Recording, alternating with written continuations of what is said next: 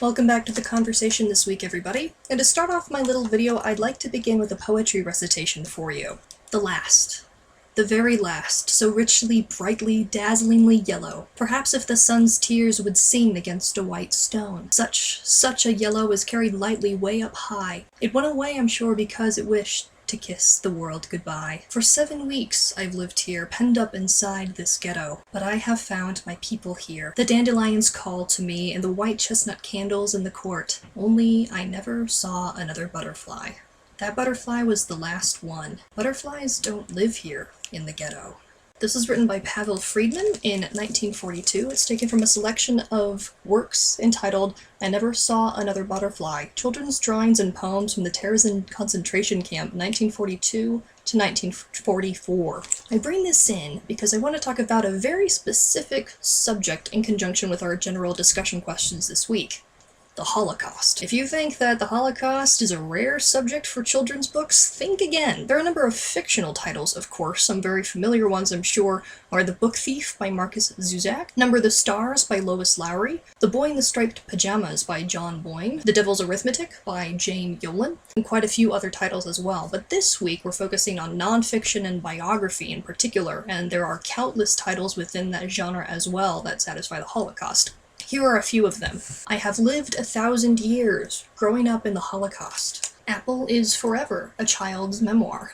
Surviving Hitler, a Boy in the Nazi Death Camps. Fireflies in the Dark, another book about Terezin. There are a number of other biographies, most famously, of course, The Diaries of Anne Frank and Elie Wiesel's Night. As teachers, we teach the reality of the world, and the reality of the world can sometimes be pretty grim. So in your discussion this week, along with the general reflection questions that you have of children's books and violence, I want you to take a more practical approach. Say, for instance, you're teaching a subject like the Holocaust in your classroom, or another subject like it. How do you plan for a unit about the Holocaust? What books do you bring in? How do you approach the subject for your young readers? How do you prepare the parents? Overall, ultimately, what do you do with the Holocaust in your elementary school classrooms? As per usual, please post at least 10 times this week and bring in your own questions and your own resources as well. To end, I have one more selection I wish to share with you from I Never Saw Another Butterfly.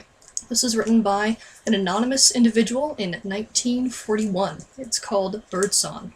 He doesn't know the world at all who stays in his nest and doesn't go out. He doesn't know what birds know best, nor what I want to sing about, that the world is full of loveliness. When dewdrops sparkle in the grass and earth's aflood with morning light, the blackbird sings upon a bush to greet the dawning after night. Then I know how fine it is to live. Hey, try to open up your heart to beauty. Go to the woods someday and weave a wreath of memory there. Then if the tears obscure your way, you'll know how wonderful it is to be alive.